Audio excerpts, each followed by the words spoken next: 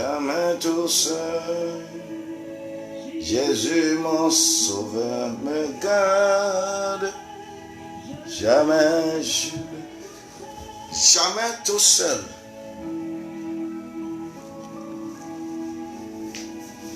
Manyerekayo leolo, manyerekayo. Yesu liklim.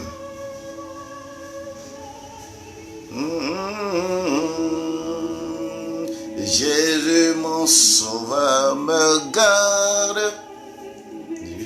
Jamais tout seul. Quand je perds de vue l'astre radieux à travers la lune, je suis. Thank you, Lord. Mau ayironti ya mau paman fefe ba matakoko. Amaike elena merasi eyo majananyi eyo manona de kaola. Ene gananyi kulio de Kristo Yesu .com. Eye ndi ya panya enya ba dide pour la signe. Je suis courageux. Dide pour la signe. Eye lebe oha na globe dide pour la signe. Je suis courageux. Je suis courageux. Oh hallelujah. Nyama na gle amanufefe kwa metakoko la alora si ajeroro eye mi okata bien ka je considère agomanyue le Kristo Yesu.com. Bronombe amen. Que nyeklo mi le ja a debla ide Johannes pe wa gbanle gbanto eta amene popo yi wi enyi mia ifima mia akhle na de Johannes va gbanle gban eta amene popo enyi vovon de kemele lolome o. Vovon de kemele lolome o. L'amour n'est pas dans la crainte n'est pas dans l'amour. Que beau lolome bibo nya vovon doit gwe. Mais l'amour parfait bannit la crainte. Lolome bibo ewanka enya vovon joy. Elle a bien fait tout vol le car la crainte suppose un châtiment. Que amen si le vovom la me soit bibo le lolome o. Et celui qui craint n'est pas parfait dans l'amour. Point. Car nous manam que. Vovon de kemele lolome o. Vovon de kemele lolome o. Blobe yema fon. Blobe yema fon. Fi kanele, fi sia fi kanele. Yema fon. Yema fon la. Yema fon croix. Elle avait Amérique le dinya enyonto. Amérique le menya enyonto. Alléluia, nous m'avons. Ah, nous m'avons croire. Nous m'avons croire. Alléluia. Nous m'avons elle a bena. Meli plio. Ngome gadio. Elle a bena. Nyenye o mago. Malikeo. Makwerengo. Matanye kona mape no dosi ao adeo malike o makwerengo matanye kona mape no dosi aleo magavo o vovo de kamale lolome o vovon de kamale lolome o vovon de kamale lolome o nenye be mawo ƒe lɔlɔ ele me o nyateƒe la vɔvɔ ɖeke maɖo nu sia nu te nɔ dzɔ vɔvɔ ɖeke ma aɖo o haleluya numate romatɔwo ƒe agbalẽ eta ame enyi kpokpoe ame wi atɔ̃ agblɔ bena mi mexɔ mevɔvɔ ƒe gbɔgbɔe mi xɔ menye vɔvɔ ƒe gbɔgbɔ eye menye ekuluvi ƒe gbɔgbɔ le be kuluviwo nɔna vɔvɔ menye kuluviwo ƒe kuluvi ƒe gbɔgbɔ ye mi xɔ o haleluya hey nyakawoe nya yawo ma romatɔwo agbalẽ etame nyi ya amenuveve ɖeɖe sɔŋ ye le me le Kristo Yesu ƒe ŋkɔ me amenuveve ɖeɖe sɔŋ ye le me le Kristo Yesu ƒe ŋkɔ me romatɔwo ƒe agbalẽ tame nyi kpokpoe ame wi atɔ̃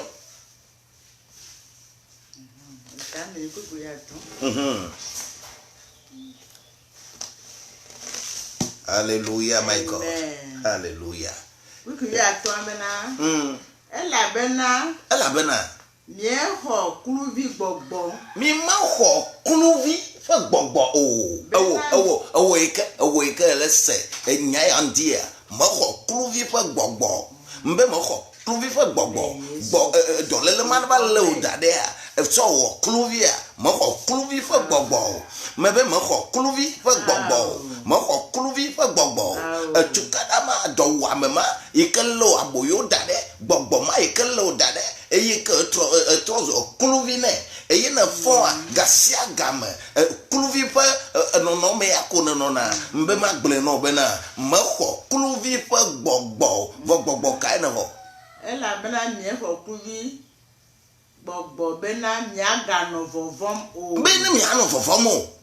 Ke vinyenye gbɔgbɔ la bom. Vinyenye ƒe gbɔgbɔ boŋu ye miexɔ. Esi miedo ahi eye miedo aba fofo. Aba fofo. Ame aɖe ananyi gaƒoƒo ya me fi vɔ kɔa aleke vɔvɔ zaya me wogado vɔvɔ dzi nɛ wogado vɔvɔ dzi nɔ zaya me enu bubuwo gava le o zaya me wodo vɔvɔ dzi nɔ kakakakaka eye menya fi yi ke na to edza to wuli sese agblɔ be aba fofo eye agblɔ aba fofo elabena nye mexɔ kluvi nyenye ƒe gbɔgbɔ o ke mexɔ evinyenye ƒe gbɔgbɔ ye eya ta ma do wuli ye ma gblɔ aba fofo eye ele do wuli le menye le Yesu Kristo ƒe ŋkɔ me nenye be enya ya ele lekea Yohanes ƒe agbalẽ ya nyateƒe Yohanes ƒe agbalẽ gbãtɔ ya etame ne kpokpo ame wi enyi ya enya ele akpa gbãtɔ ma akpa velia ebe leko akpa velia bena ke bon lɔlɔ blibo nya vɔvɔa do ke bon lɔlɔ blibo ewɔ anka enya vɔvɔ do agoe dogo vɔvɔ dogo le menye vɔvɔ dogo le menye vɔvɔ nye ma gavɔ ke o vɔvɔ ma gaɖom ke o kɔsiɖa ya mea ma anya me ke dzideƒo anɔ asinye vɔvɔ ma ɖom o mbe vɔvɔ ma ɖom o mbe vɔvɔ ma ɖom o vɔvɔ ma ɖom o vɔvɔ ma ɖom o vɔvɔ ma ɖom o vɔvɔ ma ɖom o le Yesu Kristo ƒe ŋkɔ me my God oh hallelujah amenuveve yi ɖeɖe koe ananyi kple mie enuwo te ŋdzɔ ekpɔ ɖe Hiob ya gblɔ bena ɖe Hiob ya gblɔ le ebe eta ame wi atɔ̃ kpokpoe blavevɔ ɖeke ebe eŋɔdzi doname ƒe nyawo le ɣli do eŋɔdzi doname ƒe nyawo wole do ɣli ɖe etonye me elabena enya sese enya eke me sea eya yi le do yi na bena dzinye le ʋuʋu eŋɔdzi doname ƒe nyawo wole do ɣli le tonye me wole do ɣli le tonye me vɔ ye nye me le ŋutifafa me enye ame le ŋutifafa me eye nye ame le ŋutifafa me eye anye me le ŋutifafa me elabena ame yi ke gblẽ na nua ele dza gblẽ wo le ya gble ŋɔdzi do na me ƒe nyamawo le agbenye me numa ne fa me no le Yesu Kristo ƒe ŋkɔme enu yiwo katã le do ŋɔdzi no wo le do ŋɔdzi no ena be le fɔfɔm ame nufefe ele ya dza ɖe dzi o ale be na dogo le fɔfɔm ma me maga no fɔfɔm me gblɔ be nyemavɔ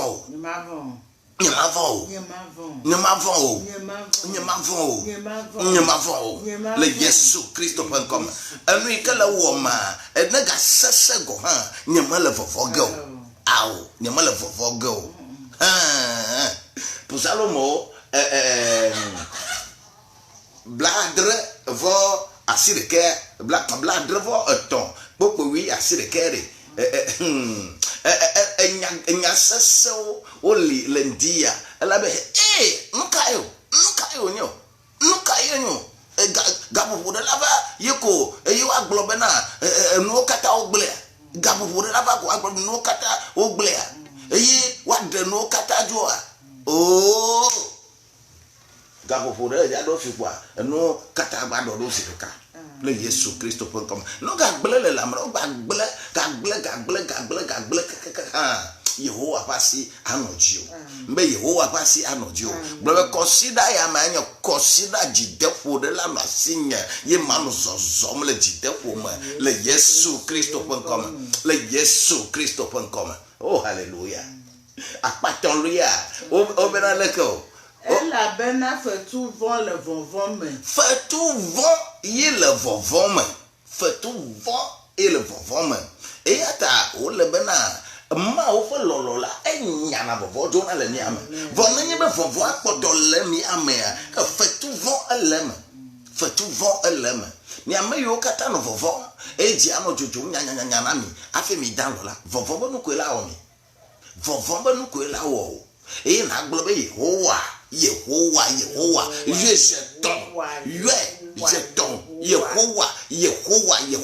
wo ŋlɔe ɖi bena wo ƒe lɔlɔ Mawu ƒe lɔlɔ le menye enyana vɔvɔ dzona vɔ ne vɔvɔ akpɔtɔ li la ke fetuvɔɖi ye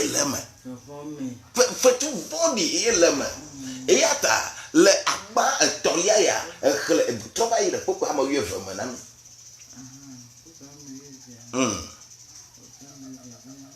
ame aɖeke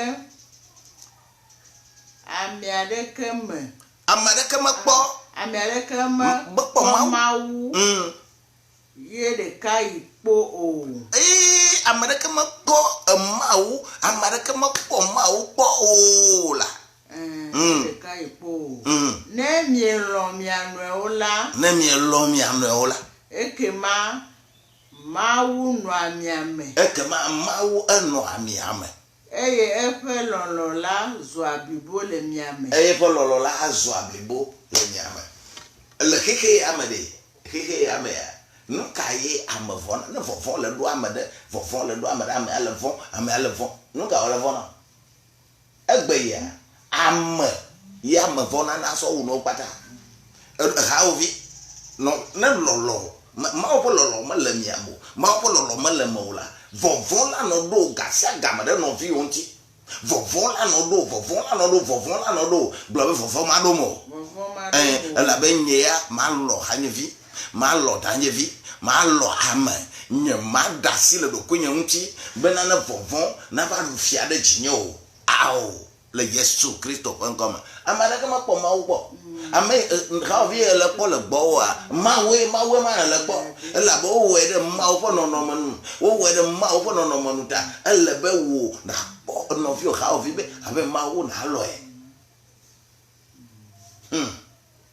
ne mielɔ mia nɔewo la ekema Mawu nɔa mia me Mawu nɔa mia me eye lɔlɔ la zɔa blibo wa ŋka ezu ɖa blibo le mia me Mawu ne do mi ŋusẽ Mawu ne lé mi ɖe asi Mawu ne kpe ɖe mia ŋuti Mawu ne dzra mi ɖo gblɔ be Aƒetɔ Yehowa mexɔ nya ya dzi se vɔvɔ sia vɔvɔ yi ke ɖu fia ɖe nye agbe dzi edidi fifia egbɔgbɔ ma le do nuƒo na azetɔ ma le do nuƒo na akpatsotɔ ma le do nuƒo na afi yiwo ke menɔna sananu la nyemegate le sanu nam le fi ma fi o ke me no na e o nu dze dzi nam la enu me ga le dze dzi nam o tso gaƒoƒo ma o me vɔvɔ ɖo nam ye me le vɔn kaka na egbe ya aƒetɔ Yehowa wo lɔlɔ ge ɖe menye wo lɔlɔ ge ɖe menye ndi ya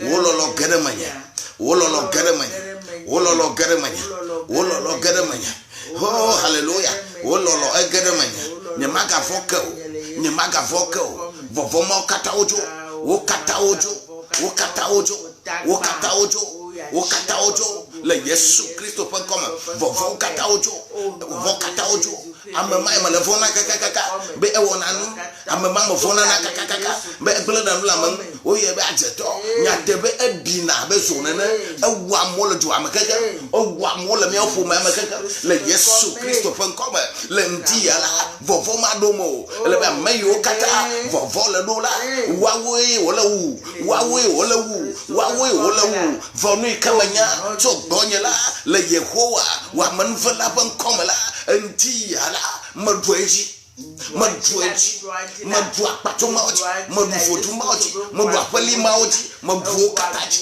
meɖuwo katã dzi meɖuwo katã dzi meɖuwo katã dzi meɖuwo katã dzi mbe meɖuwo katã dzi lo le Yesu Kristo ƒe ŋkɔme Israel mawoe dziɖulae menye elabena dzideƒo le asinye dzideƒo le asinye dzideƒo le asinye mbe dzideƒo le asinye mbe dzideƒo le asinye mbe dzideƒo le asinye mbe dzideƒo le asinye mbe dzideƒo le asinye nye magavɔ ke o dzideƒo le asinye dzideƒo le afinye meɖuwo dzi kekem meɖuwo dzi kekem meɖuwo dzi kekem meɖuwo dzi kekem le Yesu Kristo ƒe ŋkɔme amenuvela fofo megade akpe le gaƒoƒo ya me elabe wò nya la eya nye ee kple amen be wò nya la ye nye ee kple amen eya ta megblɔ nɔ be ee megblɔ nɔ be amen eya ta vɔvɔ ya ma gaɖo mo ewo yi ke nye ma vɔ naneke o nye ma vɔ nusiwo ya vɔ elame na mesi le menye efia kɔ wa mesi le wo dzi nye ma vɔ nusiwo ya vɔ.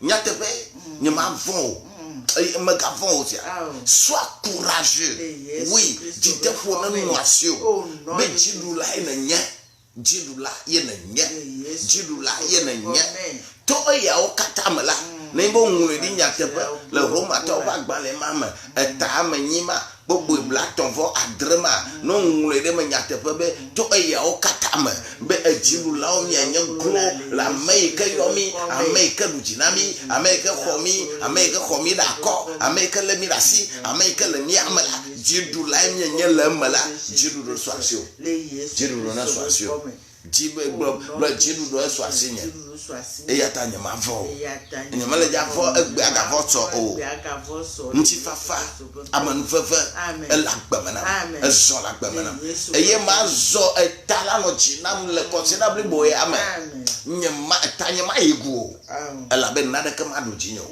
eye woɖu dzi nye va yia esu nenema esɔgbe nenema evɔ nenema vɔ egbe ya enye ya enye nye dziɖula o dziɖula ye menye le Yesu Kristo ƒe ŋkɔme gblɔ na be amen.